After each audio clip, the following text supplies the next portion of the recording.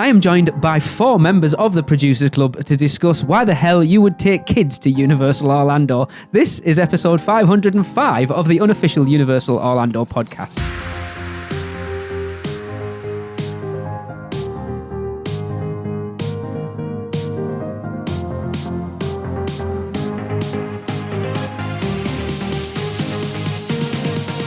Hey everyone, welcome to the show. It is me, Lee. I am on my own. I have managed to get rid of Chris, Tracy and Michelle. But as I said in the intro, I am joined by 4.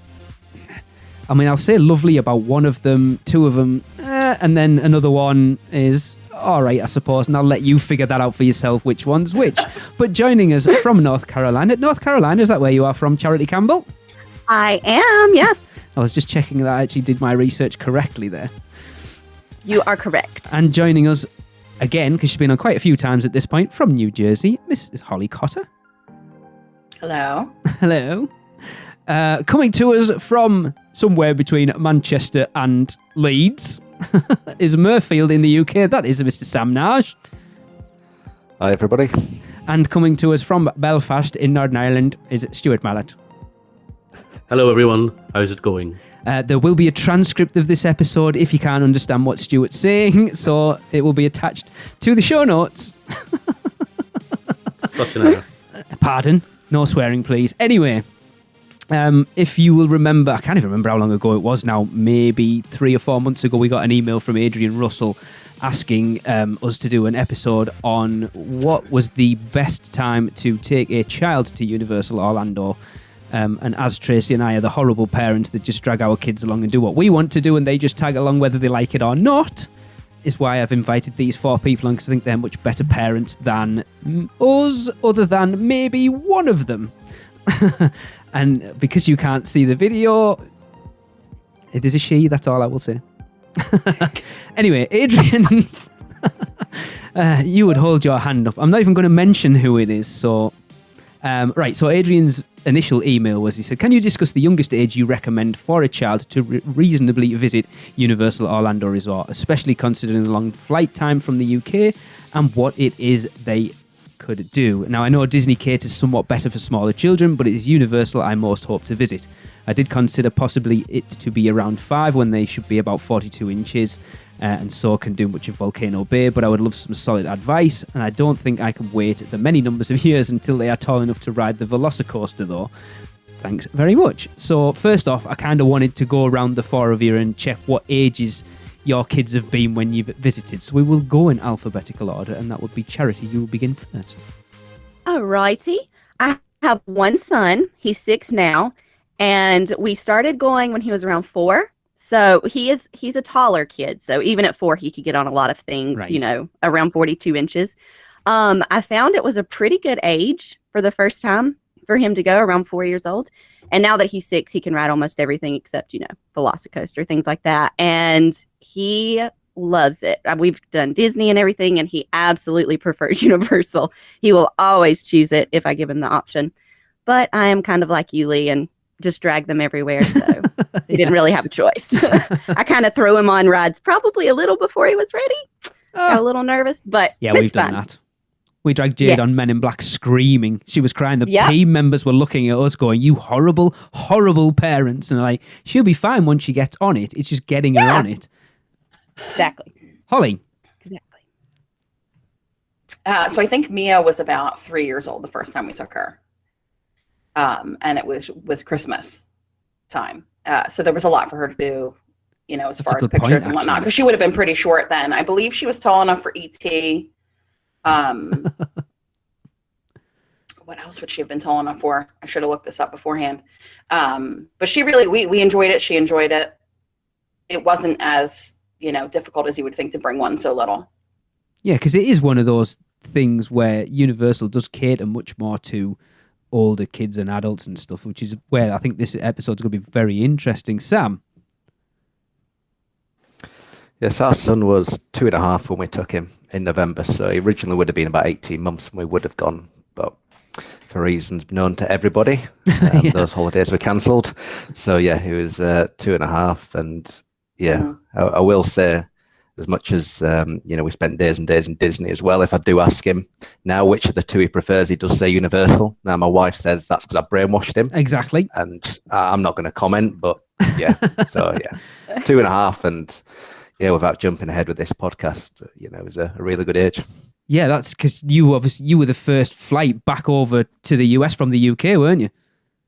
Yeah, that was it. Yeah, so the 8th of November we went. Yeah. On a flight from Manchester, and yeah, absolutely amazing. Loved that trip so much. So yeah, I'm so desperate to get back. First time we took Cora to Universal, she was 5.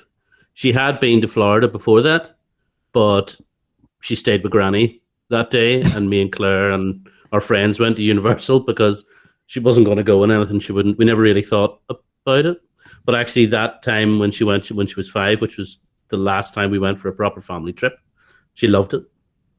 Because Cora is, I don't know whether this is all right to mention, you have obviously other things to tackle as far as Cora goes, which I think could be actually interesting to talk about, because it does affect how you would deal with a trip to any theme park, to be fair. Totally. Cora has disabilities. She's a very rare genetic condition which causes issues with her mobility and walking, ability to stand for long periods and things like that. On top of that, just because, sure, why not? She also has autism, so she's got all that to kind of deal with. But Universal were fantastic. So they were really good at accommodating anything that we needed. It was, well, to be fair, both the major park companies in Florida were really good at kind of going, here, have this will help you out.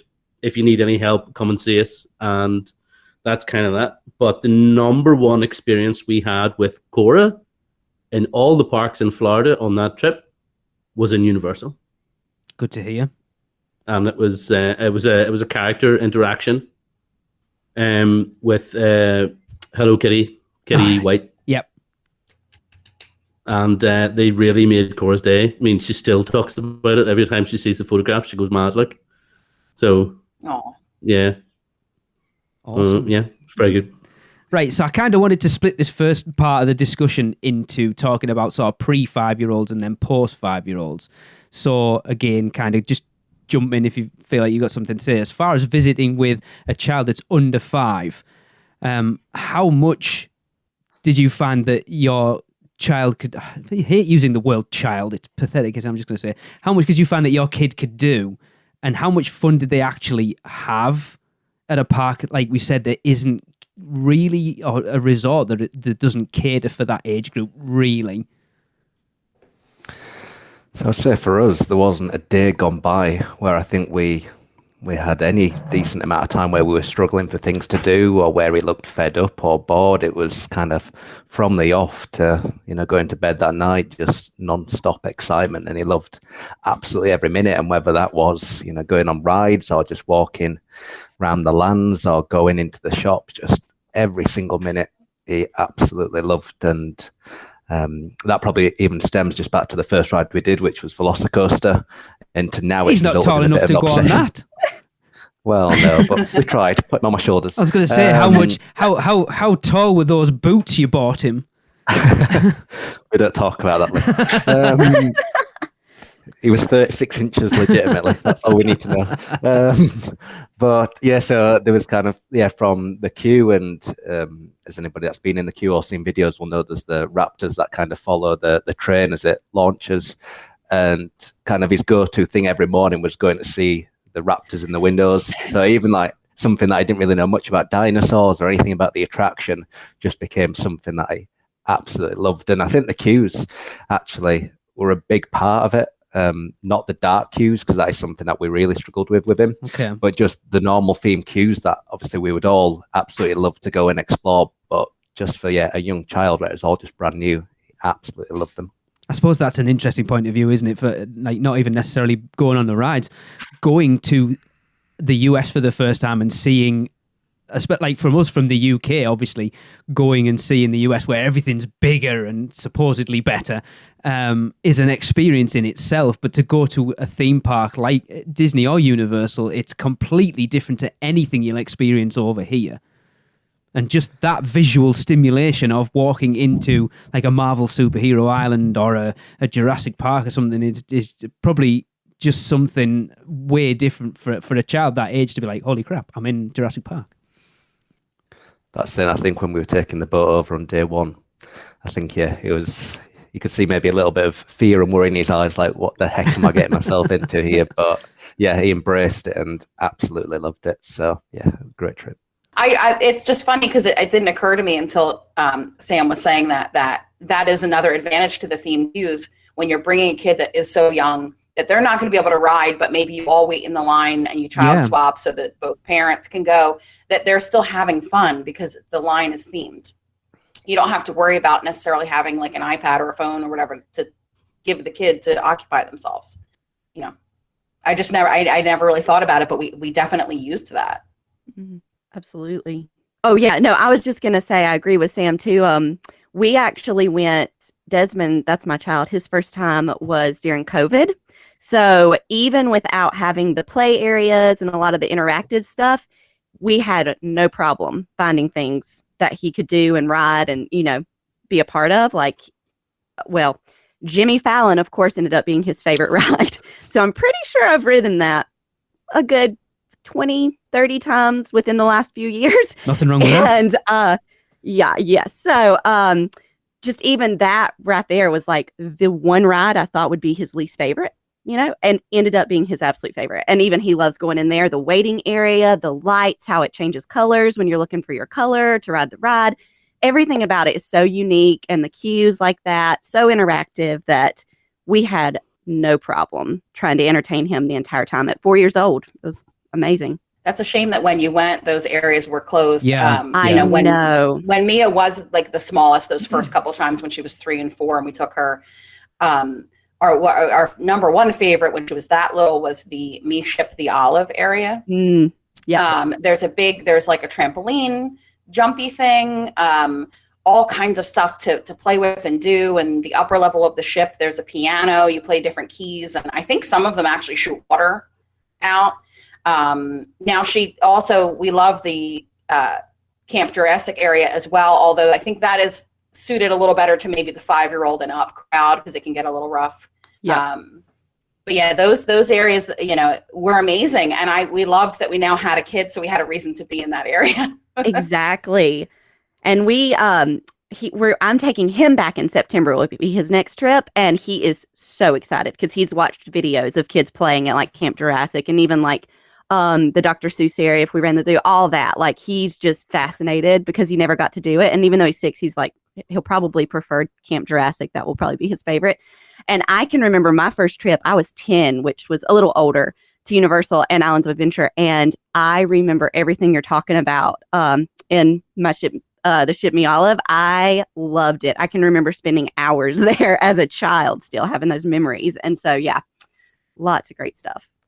I think just following on from that to say, obviously, where the diehard Universal fans listening to this podcast, there were still areas of the parks that I'd never been to because, like you say, Holly, there wasn't really a reason to go. Yeah. It's like Camp Jurassic and Me Ship the Olive. We'd kind of seen bits of them, but we'd never really spent a good amount of time and fully explored everything. So actually, it was really good to explore new things, actually, for us because we took a young child. And this is where it makes us look like the terrible parents that we are, that we keep saying we've never set foot in Kids Zone, and we went with a 5-year-old and a 10-year-old. No. Yeah, we we didn't go into Kids Zone either, weirdly, but we went on Me Ship Me Olive in that whole area, and it was great fun. She really enjoyed it, just kind of running around, and plus it's quieter, so Yes. those wee areas of quietness, the wee paths that nobody walks along, were places that we found fantastic. We'd be places where we could have 5-10 minutes out just sitting, kind of watching the world go by, and kind of like that. It was good, but it's a very different experience with Cora, obviously, because she doesn't at that point she didn't go on too many rides. Anything more than I want to say, well, in Disney, anything more than one of the boat rides, Right. she wouldn't really go on. She just has awful anxiety about it, you know. Although she went on Spider-Man, Interesting. because I made her. She wasn't overly happy about it. She hated it while she was on it. There was a lot of, oh my God. But when she came off, she was going, that was really good, Daddy. I'm like, yeah, of course, it was Spider-Man.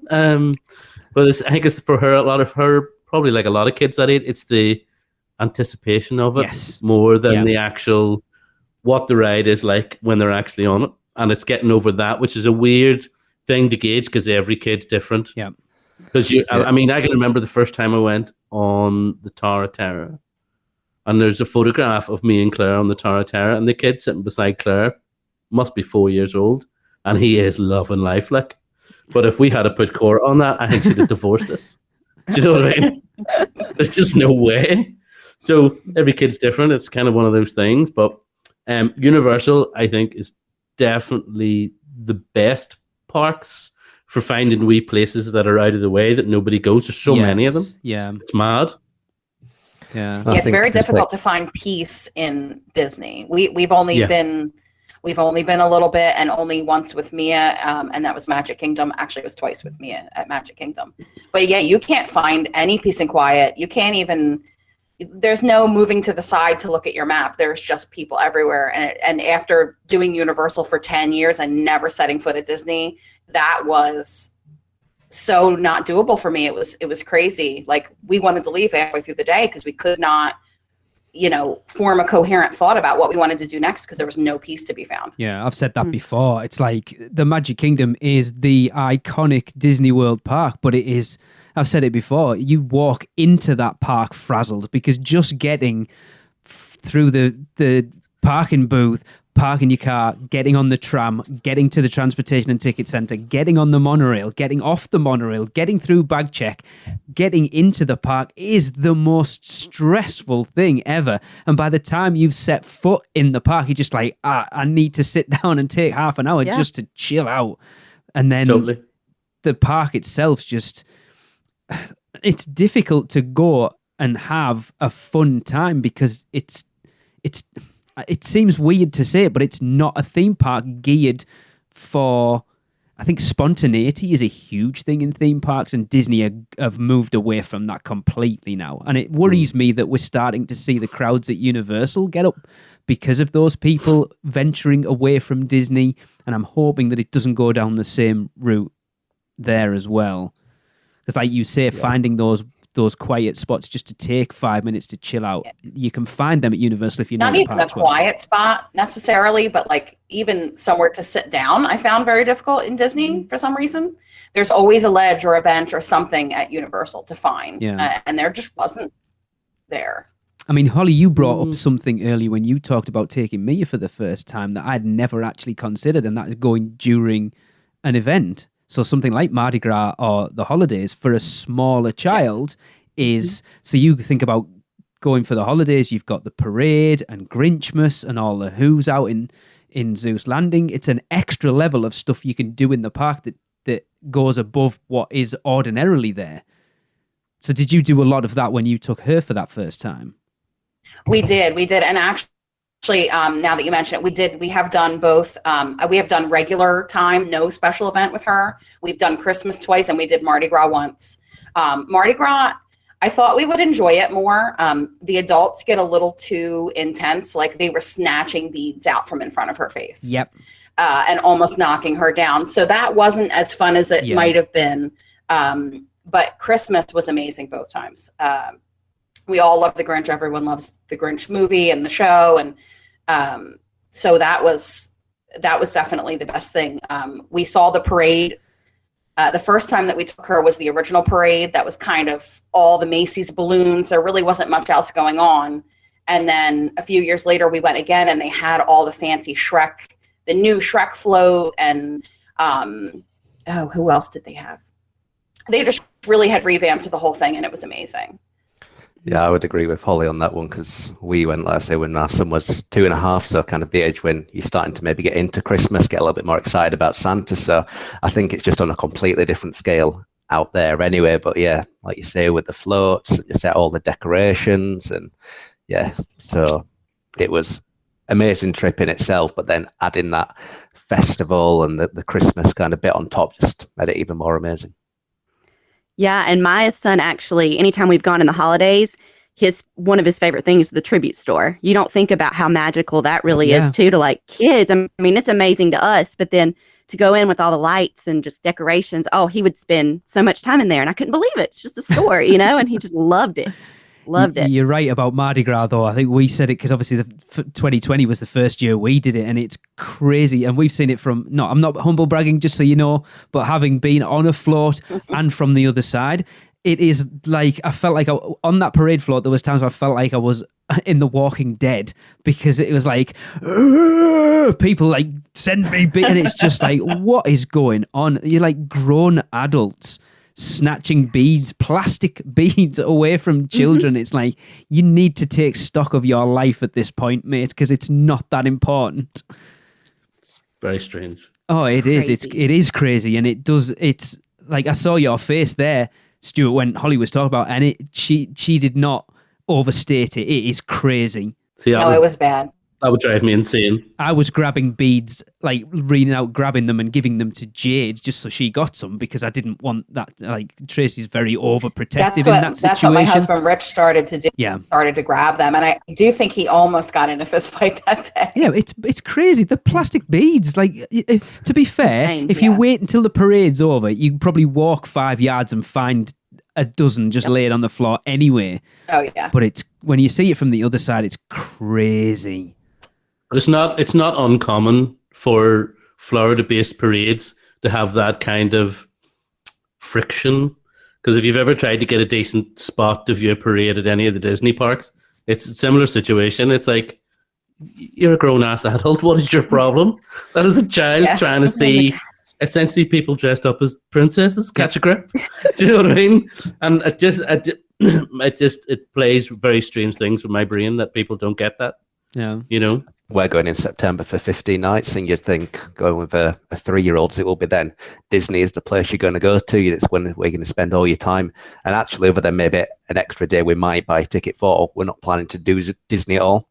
So just on the face of it, if anybody thinks about going to Orlando and Florida and things, you're thinking, well, you're going to Disney. Well, actually, for us, for a variety of reasons, but some of it being, the experiences we had in November, we're just actually deciding for this next trip, we're going to take ourselves out of that and stick solely to Universal and some of the SeaWorld parks. Every single time I say we're going on a vacation to Orlando, everyone always says, "Oh, you're going to Disney," and I'm like, "No, actually, we're doing Universal this time." And it's people I know that know we never go to Disney hardly, and it's always Universal. But you're right. It's like Epcot in 2020 was the first time we've set foot in a Disney park since 2013, and it didn't.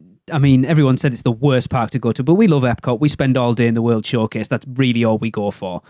And we're planning on going to Hollywood Studios when we go in September, just because Jade kind of requested it, and Tracy and Raymond are massive Star Wars fans. So, we kind of want to go and check that out, but it's just, I have no desire. Genie Plus just makes me want to go even less. Yeah, there was one night it was about an hour and a half before the fireworks, and the Buzz Lightyear ride in Magic Kingdom, which is terrible, was advertised. Well, there is that. But it was advertised as a 45-minute wait, so we thought, right, we'll go on this. We'll get a chance to get down somewhere on Main Street, get a good view of the fireworks. And it got to 5 to 8, so we've been queuing an hour and 25 minutes. And we just decided we need to leave. And the reason is because of all of the Lightning Lane, Genie Plus, whatever it might be called. They were just letting 100 of them on for every sort of one or two normal people. Yeah. And I just thought, why have we spent so much money for this experience? And the problem is, and no, obviously disrespect to anybody that chooses to spend the money, because, if you've got the money, then why not when you can kind of jump in front of everyone? But when people are ultimately paying for Genie Plus and Lightning Lanes and things, then Disney are thinking, well, this was a great idea. Yeah. We're absolutely doing the right thing because they're getting the benefit from it. I just think it's wrong.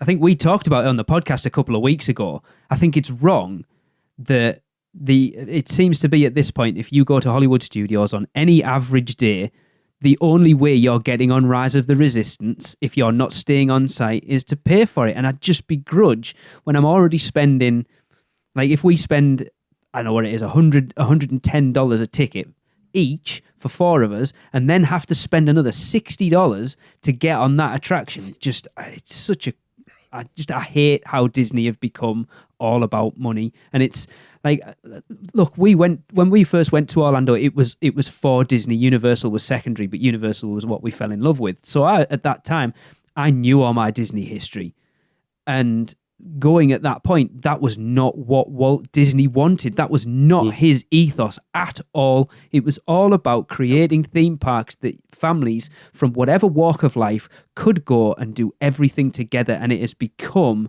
all about the elite 1% now, and it's wrong. And Universal seem to be benefiting from it, which is good and possibly a bad thing as well for us. My issue with that whole thing that I hope never comes to Universal, I don't think it will, is that having to book what park you go on what day. So the crazy, right? So the crazy mental. thing is, Michelle talked about it on 2 weeks ago. So you can park hop after 2 p.m. But if you want to go to Hollywood Studios in the afternoon, you still have to book a park reservation for somewhere else on the morning. Yep. Which doesn't make sense. No sense. Anyway, we're not here to bash Disney, because trust me, I'm sure by the sounds of it, I've we got could so all many do more it. things. Yeah. So we've kind of talked about going that, and someone mentioned about going through the queues and stuff. Now, Tracy and I haven't. I think we've used the child swap once. So I kind of want to talk about how the child swap is at Universal, because that is something, going with a smaller child is going to have a massive, massive impact on your trip. How are the child swap? And are they available at all the big rides, or just most of them, or some of them, or what? Because like I say, I think they're available. I think they're available on almost every single ride. Yeah, I think the only one that springs to mind that doesn't is Rip Ride Rocket. But they still have the ability to wait and do the swap. Rocket they just has plug you one. up. Yeah, I thought it did. Yeah, Rip Ride Rocket I think they does. do. Yep. Well, maybe it was just closed when we were there, though. As long as it's themed with blank concrete, it'll fit right into the rest of Rip Ride Rocket. So my favorite child swap is the Mummy, I knew you were going to and we've say used that one a lot. Yeah, we've used that one a lot. You know, it's a shame because when Mia was smaller and not tall enough to ride all the scary stuff, she loved it. She was so mad that she wasn't tall enough to ride the Mummy and the Hulk, and the second she was tall enough, her imagination kicked in, and now she's afraid of all the bigger rides. So, but the Mummy, you know, it's still semi-themed. It's kind of dark. There's creepy noises, but they have an old Mummy cartoon running 24/7, just on a loop in that room. And you can see the car arrive. So when I'm waiting with her, if my husband's waiting with her, we can see when they get back. To swap out for the other parent, and they put you immediately on the ride, so you really only have to wait once, which is great. Yes, I was going to say basically what you do is that the 3 or 4 of you would queue for the attraction. You get to that point, you say, we're doing child swap, off you pop. So say Holly, you and me are going the child swap, Rich rides, and then as soon as he gets off, you walk straight back on and he comes in. Is that how it works? Yes. Yep. pretty much. But just on that, when we went, because we used the child swap a lot, because there was 9, I think, in our group of various adults and children, and Cora was the only one that wasn't really going on the ride, so that's fine. The team members were always like, when we came off, you come back in to get your child, you've done your child swap. They were like, so do another group of you want to go back on again so you get to ride together? And we were like, hold on, what? So we were on Forbidden Journey in the child swap, which is right beside the loading area. Okay. And every time we come off, the team member person was like, well, you haven't rid with that person yet, so you all go and get on now and wait. They'll wait here. Gosh. And we were like, well, we literally got on. I must have rode it about 5 times in a row, and I was like, this is unreal. I am incredibly disappointed Wow. that I've never taken advantage of that at this point. But that's how the child swap works. It's not just for, you don't just get one swap for the parent. You know, okay, you can go and ride it now. That's it.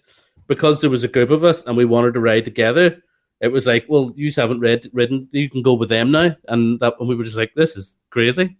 Awesome. I was like, is this right? And they're like, yeah, go ahead, it's fine. They were so cool with it. It was like, this is mad. Yeah, on our You always remember that if there's more than just 3 of you, for example, you can ride multiple times. So you like, if you have 2 children, one of them can't ride it, and you have 2 parents. Well, each parent can go and ride with the child that can ride it, so they get to experience it with their child. Do you see? Yeah, That's amazing. And people don't realize that. And of course, that makes sense when you think about it. You go, yeah, well, obviously, you want to ride with your child that's able to ride it, so you experience the ride with them. Hang on, so the older child gets to ride it twice, whereas the parents only get to ride it once. I don't like that idea. Well, Wow. you know, Can you not leave the older child with the younger one while the 2 parents get to ride together?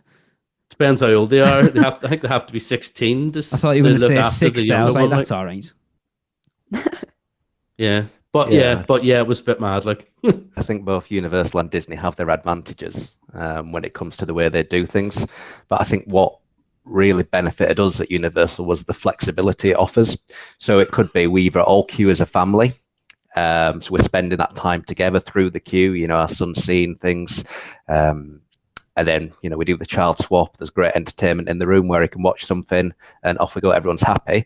Or because of the single rider lines, if we don't want to all queue together, then the other person can just jump on the ride and get done really, really quickly, as opposed to at Disney, it potentially takes a little bit longer with the standby line. Well, that's what I was going to say. How did the child swap work at Disney then? So at Disney, you would go up to a cast member outside the attraction. You would agree which parent is going to ride first, and that parent would go through the standby line, and then they would give a lightning lane pass on the other parent's magic band. So that way, when the first parents come back, they give the child over to them, and then the other person would kind of go through the old fast pass queue. So it's good in the sense of, you know, that gives the flexibility for the other parent to wander around, you know, to go spend money potentially elsewhere or do other bits and bats. You're not confined to that queue. But then likewise, everything is taking so much longer than, like Stuart said, with Universal, you get straight on the ride as soon as you've done that child swap, versus at Disney, you've still got that queue to do again.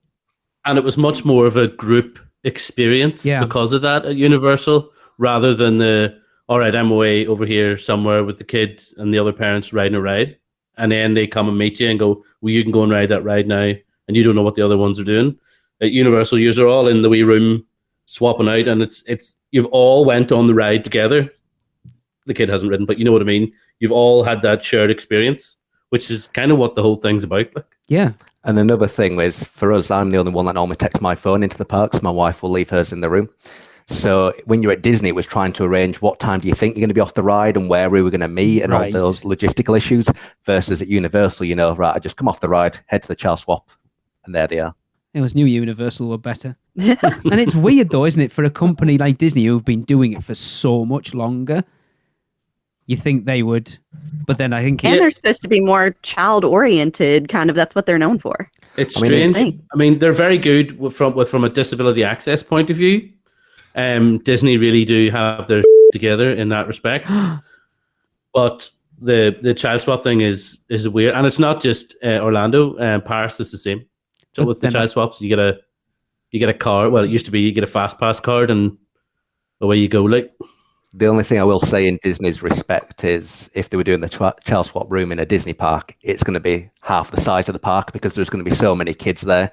So I guess that's where Universal does has its advantage. That generally it's not going to be. That is very true. I think it also points out to what you pointed out, Sam, as like at Disney, they want you out in the park spending money. And you can't do that if you're all queuing together. Yep. Absolutely. Cool.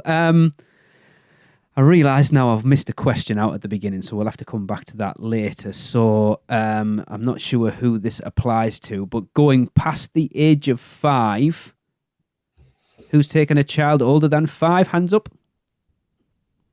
Right. So Stuart, Sam, 5 and older. Go to sleep. What, you're 5 and older? Is that what you're getting at? Well, I am a child older than 5, yes. But Cora was 5, so, you know, under 5 and over 5. Yeah, all right, then we'll go 5 and older. Yeah. How much different was that experience than going with a pre-5-year-old? I always think there should be a proper term for an under 5-year-old, and there isn't. Preschool? There you go. Yeah, preschool. That's fair. Yeah. Yeah. Because once they're 5, they're in kindergarten. Over here, anyway, kindergarten. Yeah. And So up. what's Same the here. opposite of preschool? It's not post school. It's just school. School age. There you go. School. Yeah. So going with a school-aged child, Sam, you need to listen to this because this is advice for you. I mean, it was a little different because at least for us, Mia could fit on more rides now. River Adventure, that was a good one. Now, the first time we got her on River Adventure, once she was tall enough, she didn't know what was coming, and we didn't tell her that the big drop you just saw is the thing we're going on. So she's like, there's a good "Oh, parent. nice." for you. That's epic. Yeah, I have some really good pictures I'll send you later. She thinks it's just nice, fun boat ride, a little bit of water spray, dinosaurs, no big deal. Till we go down the drop, and then she didn't talk to me for the rest of the day. But and I tried to tell her, I was like, oh, you really wanted to ride this when you weren't tall enough. And like I said, it was that point when her imagination caught up to reality and she realized, oh, bad things do happen to people. Maybe I don't want to go on a roller coaster. But we've had good times on it. I did trick her one more time. She completely forgot what that ride was. And it was great. Oh, that's fantastic. Awesome. Yeah, I would say mine was just 4 to 5. So it wasn't a huge difference. And he's only 6 now. So I'll see what he will be willing to ride when we go back in September. But he did get on a few things that he couldn't get on when he was 4, like Gringotts. He finally got to do that. And I will say Men in Black the last time versus the first time was not nearly as terrifying. So that was a difference. He's more brave. He's like, yeah, I'll try it, more than, when I would be like you, Holly, and just be like, oh, it's fine. Just come get on it. You'll see, you'll love it. And then I almost forgot about Men in Black. That was one that she couldn't do the first few times we went. Yep. And that one, I think it must be drops that bother her, because that one didn't bother her at all. She loved it, even when we got hit and we would spin. And, she liked the idea of, it's not just a ride, I get to shoot at things. It's actually interactive. And my son loved that. I remember the first time he was just kind of scared of the aliens. And so he would just have his eyes closed just constantly anywhere. And he still did pretty good. He got a pretty good score. I was like, buddy, not bad for your eyes closed. But then the next time he was like, no, I'm going to make sure I hit the targets. You can tell they start to get a little bit more, open to trying the rides and stuff. See, I made the mistake when we rode Men in Black for the first time of getting Jade to try the handle on one of the interactive doors, the ones that shoot air at you, and that scared the crap out of her. So that didn't set the tone quite well. And then we were like, when she's like, what is this ride? It's like aliens. Like, no, I'm not getting on with aliens. And she was screaming her head off. And like I say, we were dragging her on, and the team members like, you horrible parents. You're not alone. I've done that many of times. So no. But we knew once she got on it, she'd be fine. And exactly. It was that, I think, if I remember rightly, we did it, we got off, and she's like, again, I want to go on it again. Oh. And it's just that, annoying. And now she's like, when we were there last time, when we were recording our interview with Blake in the broadcast centre, she went off on Men in Black on her own and come back and had a pretty decent score, actually. So I'm hoping that she thrashes her brother when we go over in September, because he hasn't been on it since 2015. So I'm hoping that she'll kind of challenge him and kick his ass. Oh, I hope so. Just kind of more of the same. I don't think Cora went on Men in Black. I think she might go on it this next time that we're going. We've been this is a handy hint and tip if you happen to have any kind of VR helmet. We've been running her through rides on the VR helmet. That's a good idea. For her to get used to it. And she's been going, I want to try that one. And she goes, that's not too bad. I think I can probably do that ride. And I'm like, great. Just try. And I know it's like, you want to go in blind, but when you're dealing with that kind of other issue, it's kind of fun to kind of go, right, well, what do you think of this? Do you think you could go on this? And there's anything with it, she's similar to me, anything with the drop, she's like, no, I'm not doing that. Which is kind of strange, because when you're in the pool and stuff with her, she loves being thrown about. Don't understand, but it's an anxiety thing. But for her, the reason she loved the Universal Parks was the meet and greets. Yes. Because they're not as regimented. No, they're just meeting, like when she met Scooby-Doo and all in the street, she was just like, this is amazing. You're just walking around, you're just meeting different people, meeting the Simpsons and meeting different people walking about. And she was just this is you could see in her face, she was absolutely loving it. And I was looking through photographs. One of the other things that she loved Because for her, it's just about being in the place and the experience. In Diagon Alley, she loved that. She thought it was amazing. She loves watching shows and things. So Celine Warbeck and all that. She loved all that. Who? Loves the Banshees. I heard what you said, but what did you call her? Celestina. No, That's the one. that's not That's what he that said. dude. That is No, not it's what he not. said. I glossed over it. Shut up. Anywho, right, for someone who says you can't understand my accent, you understood that. Selena So, Warbeck. I don't know who she is. Celestina Warbeck. That's it. Anyway, shut up. Okay, you made me blush now. So she loved that whole area, and it was really good. But we got her a wand. She wanted a wand, so we got her an interactive wand, and we did some of the windows, and she loved all that. But I didn't realize that, because obviously I'm a grown-ass adult. When I got a wand, I didn't need help. I could read the thing and go, there we go. But there's like training witches floating about Diagon Alley. And my God, they made her feel amazing, because the girl was just over going, no, let's try this spell out, and teaching her how to do the spell in front of the window. And I have some great photos of her standing with the wand, trying to cast the spell. I'm like, it's glorious. And those wee things that if you spend as adults, when we went to the parks, you spend all your time going, I need to go on a ride. I need to go on a ride. I want to go to a roller coaster. Yes. I want to go on this. I want to go on that. Everything else, screw it. Do you know what I mean? But whenever you're at the point where you have someone that doesn't want to do that, you spend a lot of time doing all these other things that a lot of people walk past, and it's amazing. You know, those wee things, you spend a lot of time. You go, I just spent an hour playing with a plastic wand. Yeah, but it's, you think about it, of all your memories of visiting Universal Orlando, how many of them are ride based? Well, that's it. Not many. That's true. No, not now. There would have been, feeling like I'm having a heart attack coming off Jewel and Dragons for the 9th time or something. But now it's very different. So it is, and it's kind of good. Yeah. So you have to go back to the fact that somebody wrote in asking us for the advice about taking their kid any age. Don't spoil. We haven't got there yet. Behave. But no, we haven't got there yet. That's the end. Okay. But it's that all those wee things that you rush past as an adult in the park is really cool to be with a kid. Yeah. Because you see things and do things that you just don't do normally. Like little things, just like watching the Blues Brothers and dancing in the street, those type of things. There's a lot. Yeah. Doing the conga line with the Blues Brothers, or watching all those wee shows that you just kind of walk past. Yeah.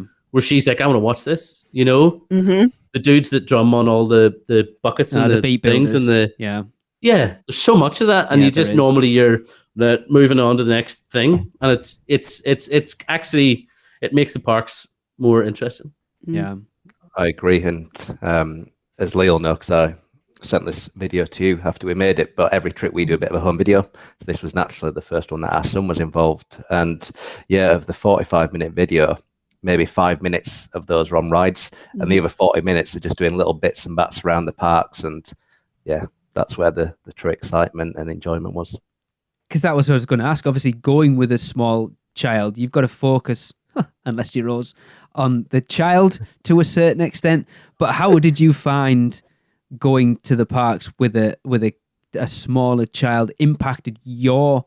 I mean, Stuart, you've kind of already said it a little bit, that it kind of opened your eyes to the parks a little bit more.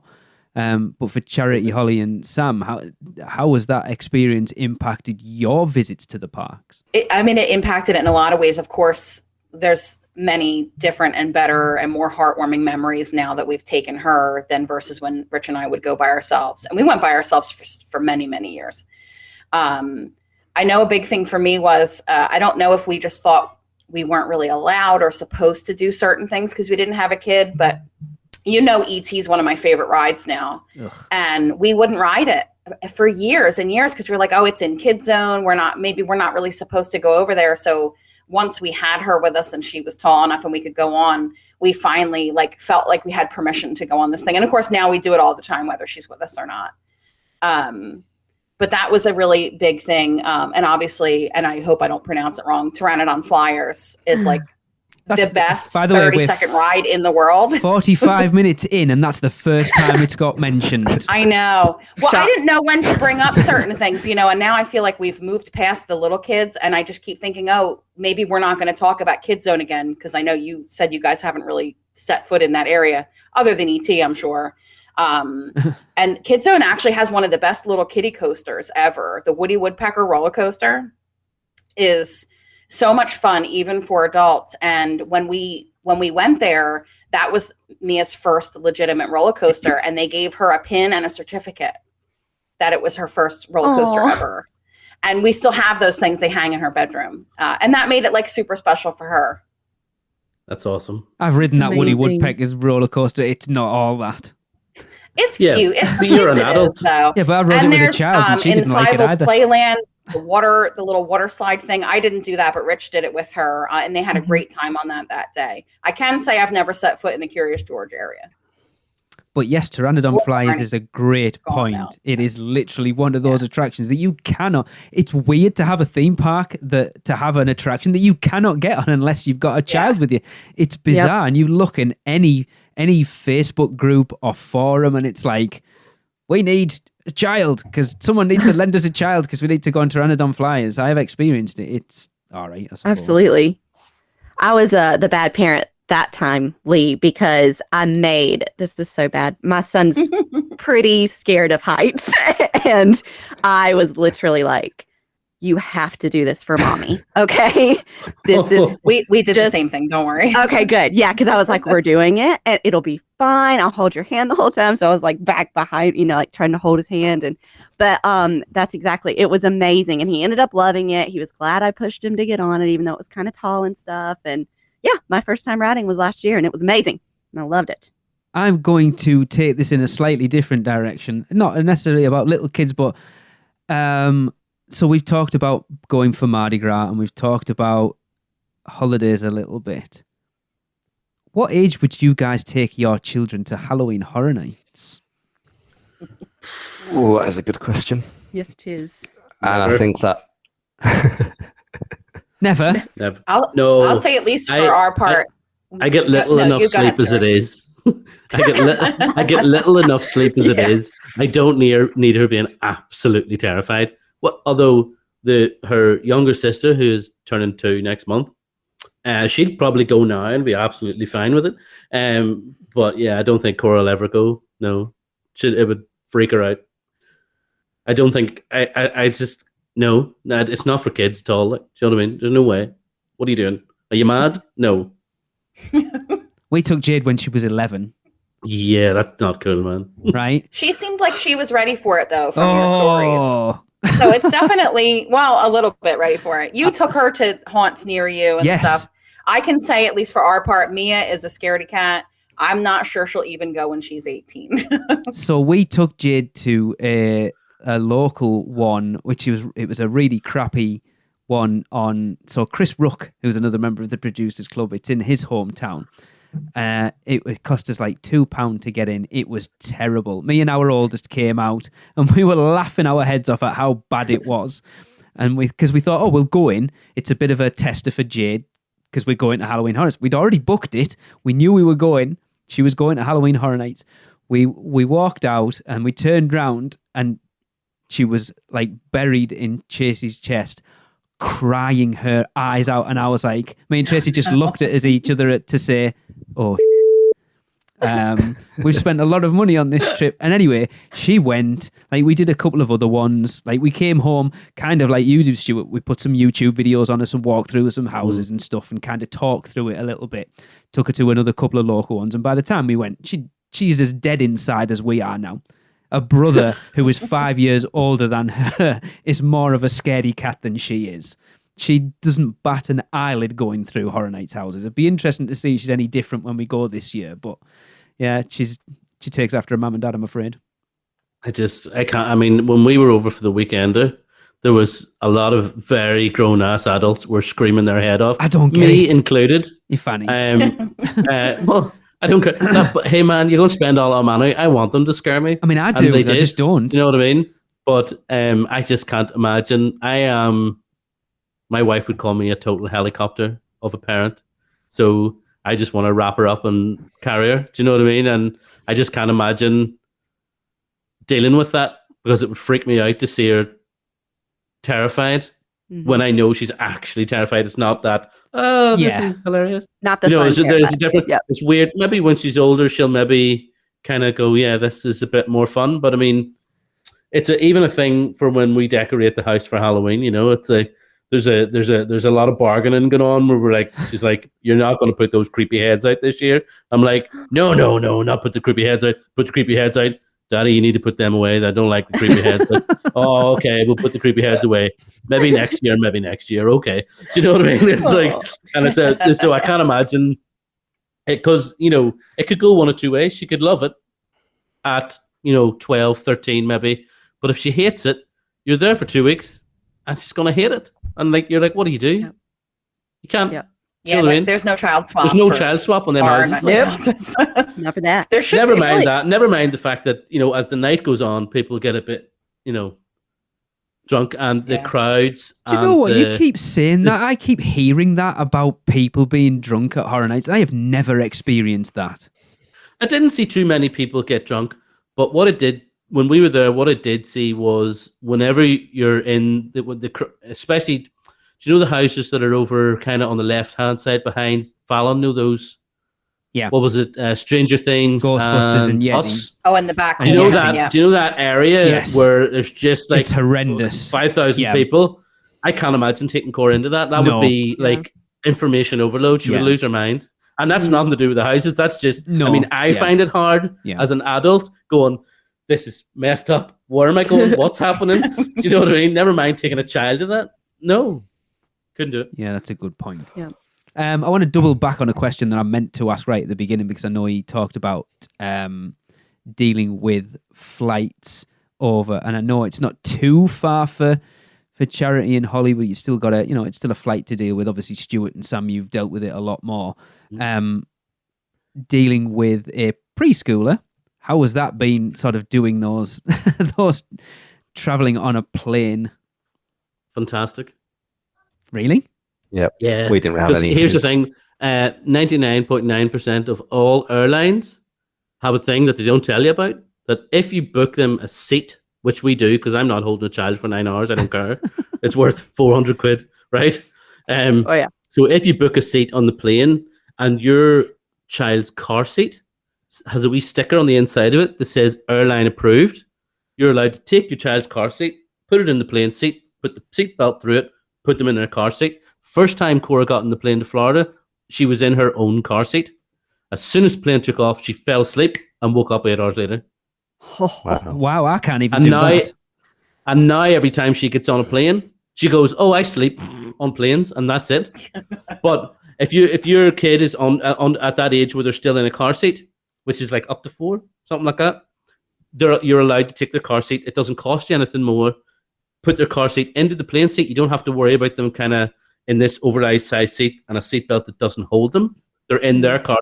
They are comfortable and they're well restrained, and it's a breezier time. Definitely. Wow. So I wouldn't say that was our experience. But Stuart left off the fact that he gave her 3 shots of whiskey before she got on the plane. Hey, she's Irish. That's nothing to her. She's fine. No, but we had a good experience. We just didn't have a sleep for 8 hours experience. So for us, what we found to really kind of help was to break the flight up into little bits. So rather than giving him everything that could possibly distract him in all one go at the start of the flight, it was, let's exhaust this for an hour. And then once you start to get bored of that, here you go, here's the next thing. So to start with, for us, it was the screen on the back of the seat. Then when he got bored of that, it was then on to, say, his iPad. And then after that, it was on to snacks. And then after snacks, it was, for example, the meal was coming. Then it was nap time. Then after his nap, we gave him some toys that we'd bought that he hadn't seen. And before we knew it, we were kind of an hour or 2 out of Orlando. So I think if they're napping, or if you're up, early for a UK flight and they can fall asleep, that will definitely help. The only struggle, let's say, we had was on the flight back. So we flew back from MCO about 8 p.m. Right. And after he'd been in the parks during the day and just generally lots of, traveling in cars and things, you could tell he was starting to get a little bit tired and fed up in the airport. So he did kind of have a moment in MCO before we flew back, but it was just that half an hour of kind of pain. And as soon as he got through that, the rest of the flight back, he was absolutely fine. Okay. So yeah, let's just say it didn't put us off, coming back from Orlando in November and booking again for this September. So fingers crossed it's as good this time. Because I know something I've considered, like when the first time we took our kids over, they were 5 and 10. And I remember someone asking, like, are they all right with flying? And I'm like, I don't know. They've never been on a plane before, but I hope so, because it's a long flight for them not to enjoy it. Was that ever a consideration? Did you ever think, like, oh, what happens if he doesn't like it? Didn't really have a choice, to be honest. The passengers just have to deal with it. I think that type of thing comes from the parent. If the parent is anxious about the flight, then the kid's going to be anxious about the flight. But I love flight. It doesn't bother me at all. Like, so, and Claire would be the same. So we were just kind of relaxed about the situation, and she was pretty relaxed with the situation, so that was it. Which for Cora is a big deal. Totally. She doesn't like the airport, like, not a fan. It's because there's a lot going on. Yeah. Security, bad crack. In Ireland or the UK, it's bad crack. In MCO, it's amazing coming back because you go through the disability line and they're well trained. We're normally getting shouted at. Cora has a small monkey, teddy bear, not an actual real monkey. Yeah. She calls him Dad. That she calls Monkey, and she takes it everywhere.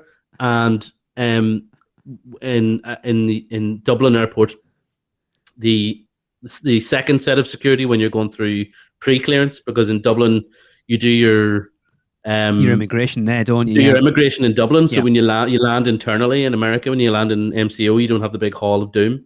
The security guard put Monkey through the X-ray machine and saw the C4 inside it. And she had Monkey is well squeezed. There's nothing inside that. Oh, flipping thing. Sorry. Beep. That flipping thing. But I'm surprised it took this long.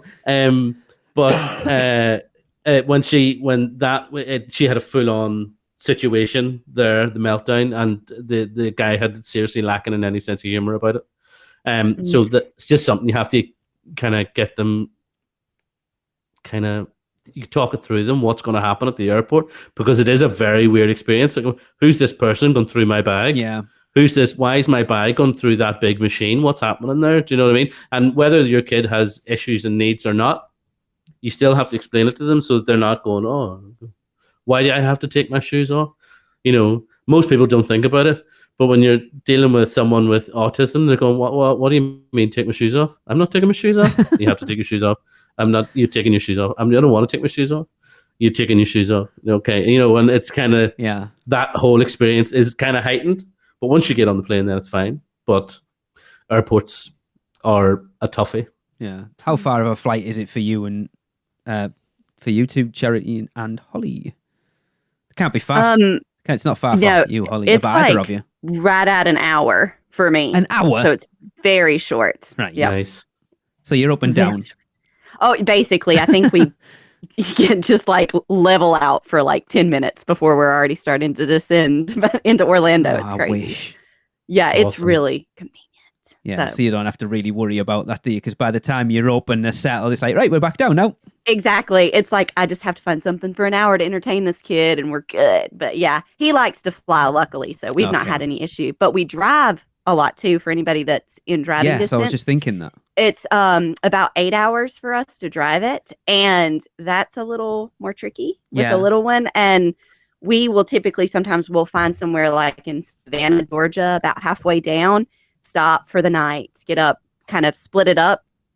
But yeah, or drive through the night. A lot of people like to do that, and their kids will just sleep. Because that's because Michelle's in South Carolina, and I know she drives quite a lot. So yeah. Yep. Holly, I assume it's not that much further for you, is it? Yeah, it's about 2 hours and 20 minutes down. I think the way back is a little bit shorter. I know one way or the other is just a little bit shorter. But and I have also driven to Florida with Mia.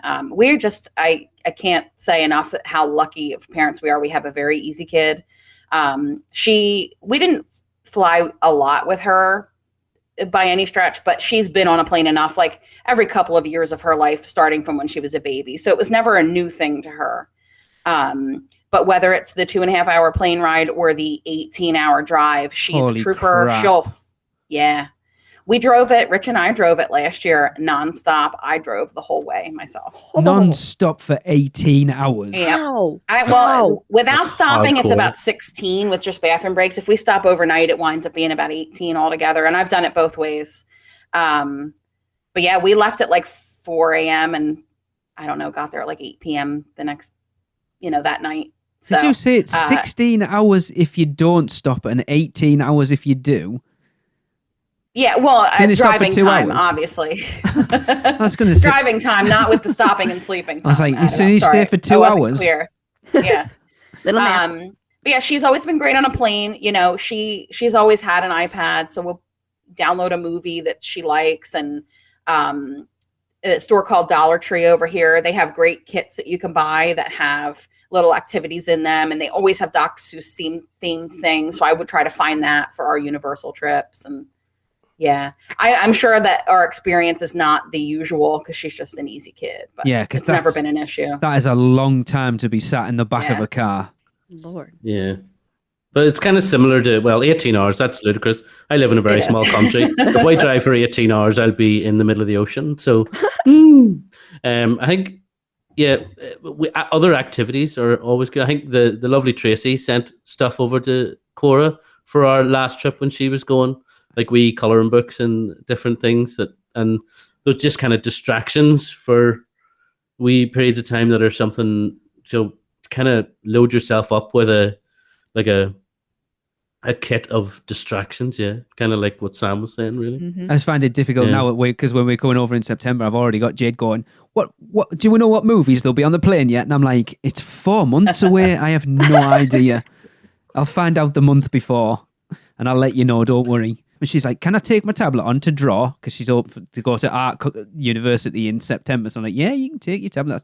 So she'd probably, like, I Awesome. don't remember having much issue. Like, say, Tracy did the same for our kids. She had colouring books and puzzles and all sorts of crap, far more than they were ever going to get through in the course of the time we were there. But for sure, yeah. So I guess we're kind of getting to the end of this. I quite enjoyed this. I like talking to our listeners. I don't get to do this very often. It's nice, especially when we've been cut off from everyone pretty much for the last 2 years as well. So Stuart, you kind of jumped in earlier. I apologize. But the question that Adrian actually asked, what in your experience is the best age to take a child to Universal Orlando? So Charity was going to jump in before, so I'm going to put it over to her first. Even though Okay. Sam was waiting very patiently there. I would say 5 is a really good starting point, even though you can take them younger and it can be great. 5's a good age where they can ride a lot of the rides. 7's probably a good age if you're wanting to ride some of the bigger stuff, so you can do those together. But yeah, that would probably be my suggestion. Okay.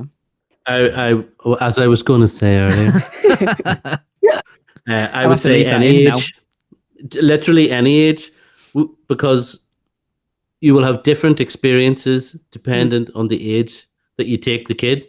And if you take them at 3 or 4 or 5, they're going to enjoy a bunch of things. And when you take them back again a few years later, if you're lucky enough to be able to do that, then you're going to experience a whole different set of That's a good things that point. they're going to be into. Yeah. And, they will show you things about the parks that you didn't realize were there. And that's pretty cool. I completely agree. I don't think there's a bad age to take a child. I think if it was, I'm only going once and this is it, in that 18-year sort of window, I think it'd be difficult to put a number on because like Stuart says, it's different ages have different appeals and we'll get different things out of it. For us, like I say, went at 2.5 and it just hit with shoes 36 inches, which did open up quite a few rides at the Universal kind of side of things. So that was really good. But yeah, I wouldn't change anything from taking him that young. He still talks about it now. He still wants to watch the holiday videos pretty much every day and loves it. And you know what? When he's older, he might not remember all the ins and outs of that trip, or he might not remember any of the details. But you know what? We will. Yeah. And it was absolutely amazing. And yeah, a great, great holiday. So I can't give him a specific answer other than whenever you can take them, take them, and you'll Do absolutely love it. it. Yep. My answer is going to be about the same. I think any age is fine. If I was pushed to say something different, I would say maybe not a baby. So maybe wait till they're at least 1 year old, mostly because of the heat in Florida. Yeah. Whether you're wearing them or they're in a stroller, there's a lot to be concerned about with heat and the sun when they're that little. But otherwise, yeah, I wouldn't hesitate to take any age kid there. And I think if you're 3 and under, they don't have to pay, right? It's free if you're under 3. I don't know whether is that still true? Yeah, it's true. That's right. Yeah, I'm pretty sure. So you can try it out without really spending any money, at least for the kids' ticket. We're going in November, and Zoe will be 2.5, and she doesn't need a ticket because she's under 3. Ooh. Yep. So nice. My parents took me to Disney, and I go, yeah, it didn't cost us anything. It's great. Coming at it from a stereotypical sort of selfish parent, it's all about your mindset, isn't it? It's like, because Tracy and I, like the Orlando theme parks were our thing. We went, it was kind of our consolation prize for not being able to have our own kids. And so we went and it was our thing, and we went twice before the kids came along. And then to go and kind of share that with the kids, you'd think it should be a nice thing, but it's kind of like you're encroaching on our thing a little bit. I think you have to let your structure go. My wife will probably say I didn't deal with this very well, but for me, pre-kids, it was very much, right, we need to be there, for bang on when the park opens. If not before, we need to be out first thing, no messing about. Yeah. I think you have just kind of got to let that schedule go with the flow, be a little bit more relaxed about things, kind of expect the unexpected. And, if you just go with it, you'll still have a great day. Yeah, it might be completely different to what it used to be, but going back to Stuart's point earlier on, these are the memories now, as opposed to going from this ride to that ride next, onto something else. So. Yeah, that was us up at 6:15, sat in Ponderosa at 7, at park entry at like 8:45, and then stay there. We did that with the kids. We've got, I think we've said it on the podcast before. The first time we took our kids, we did the character breakfast at Confisco Grill in Islands of Adventure on the Friday before we came home. So we'd been there 2 weeks, and there's a picture of Jade with the Cat in the Hat and Thing 1 and Thing 2, and she looks like death warmed up, bless her, because we literally did the same up at this time, out at that time, park, ride, and just dragged the kids along for it. She looks dead. Yeah. And yet she did it like a trooper, bless her. Yeah. Yeah. It's sometimes hard to remember that it's a holiday. It is. And have times of relaxation. There was one thing popped into my head there that I realized I hadn't said. If you're going, I don't think anyone should really, but especially with young kids, avoid July and August. Yes. It's too hot. Absolutely. When we went, when Cora was 5, that was the big downer of the whole trip, was the fact that we were there in July, because we went with friends and they didn't want to take their kids out of school. Don't understand. But they didn't want to take their kids out of school. So that's fine. So we went in July, but the heat is wild. Yeah. And for a kid, it's just not right. Like, you know what I mean? So it's brutal. We generally go in kind of November time, and it's delightful. We went in the last 3 weeks of August in 2013. I know Tracy complained that because we met up with tons of listeners and friends and stuff, and every time you hugged someone, it's like they just got out of the shower. And Tracy's like, she's when it comes to like sticky wet, she's like, oh, I don't want to hug people because they're all damp. It's not moist. Nice. Yeah. It's not pleasant being wet all day long. It doesn't bother me because it's like I go for the heat because that's why I know I'm in Florida at that point.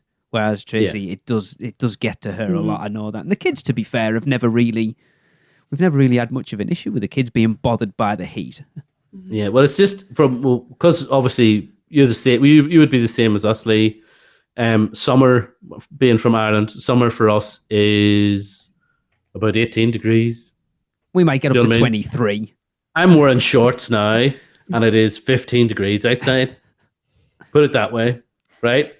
Whenever you're in Florida and it's 35, 36, 37, this is Celsius. You can Google it or whatever. It's just hard work, like hard work for an adult, but hard work for your kid, and they don't know what's going on. They're just going, I am melting here. I'm dying. Yes. So to make your life easier, if you can, go at a different time of year. Plus, the parks are less busy. To be fair, there isn't really a time when it's not hot. True. Really. But why would you go at the particular point when it's Satan's on? Yes, exactly. Certainly, if we're talking about sort of the hottest months, I guess my tip would be, and we've always holidayed this way anyway, so I appreciate it's easier for us than maybe some people, like yourself, Lee, if you are going from the off, from open till closing, but we always kind of do 5-6 hours, then we head back to the hotel for a few hours and then come back in the evening. So if you are staying on site, it is an awful lot easier because you're only 5-10 minutes away. But, some days maybe our son would nap in the pram stroller. And that was fine, and he was happy to keep going. But likewise, other days, we'd head back maybe at 1-2, chill around the pool for a little bit, maybe nip to Volcano Bay for a couple of hours, and then come into City Walk, have some food, and go back to the parks for a couple of hours. No, leaving the parks at any point in the day before the parks close goes against every ounce of my being. I agree. Yeah, we've never done it. It shows that.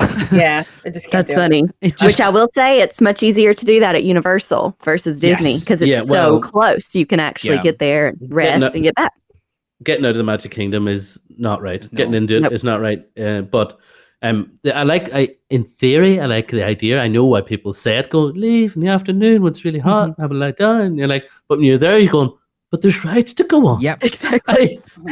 What? Why don't we just go and sit somewhere cold, get an ice cream and a drink, and just chill out rather than going back to the hotel? Go somewhere with aircon and. That's the one thing. Well, at Disney, go and watch any of the shows and just fall asleep. And that's it. That's the one thing that Universal lacks is places you can go and fall asleep in. Fast and Furious, no? No. Yeah.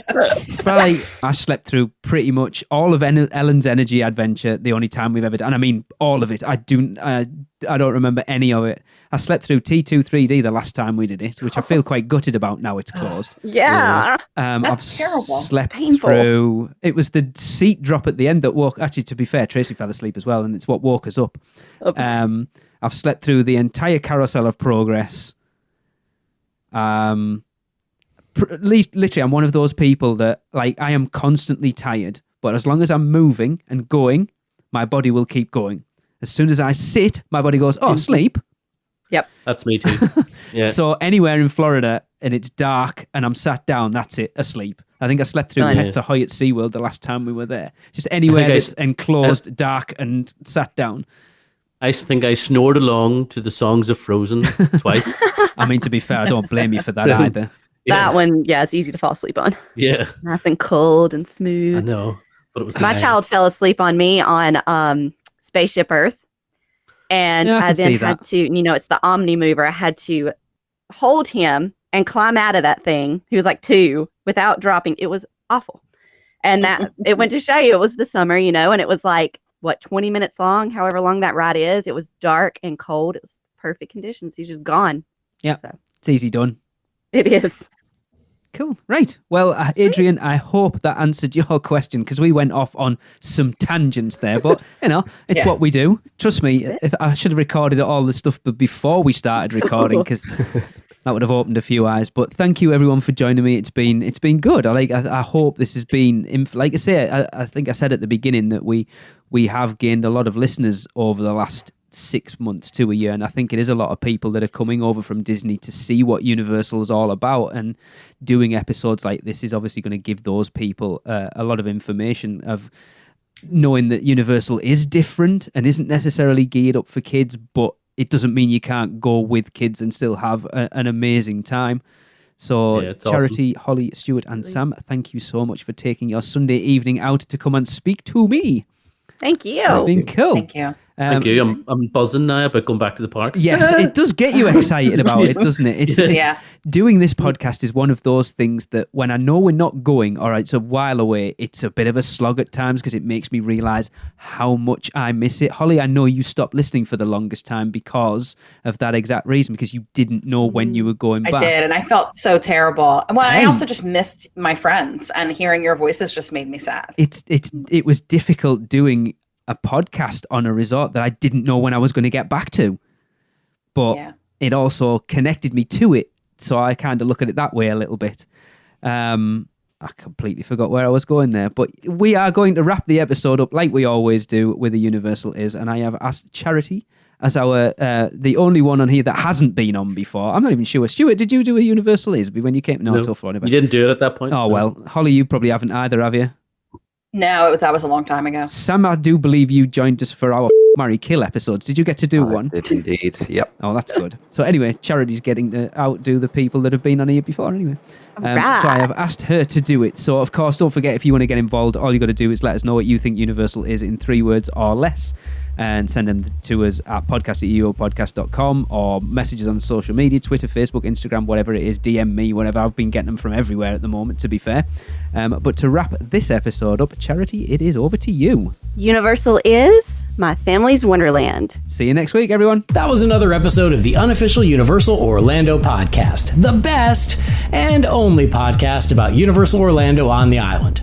Check us out on social media, on Facebook, Instagram, Twitter, YouTube, and Pinterest. Just search UUO Podcast. For all the podcasts, news, and articles, check out our blog at uuopodcast.com. Send us your questions, comments, and listener debate submissions to podcast@uuopodcast.com. Join the Producers Club by emailing us at uuopproducers@gmail.com. Listen and subscribe to the podcast on Apple Podcasts, Spotify, Google Podcasts, Stitcher, and everywhere else podcasts are found. Check out our friends, the Theme Park Duo, for all your other theme park news, and use our awesome sponsors, Mouse and Muggle Travel Company, to book your next trip. So until next time, this is Amity 6. Call off the Marines. We're coming home.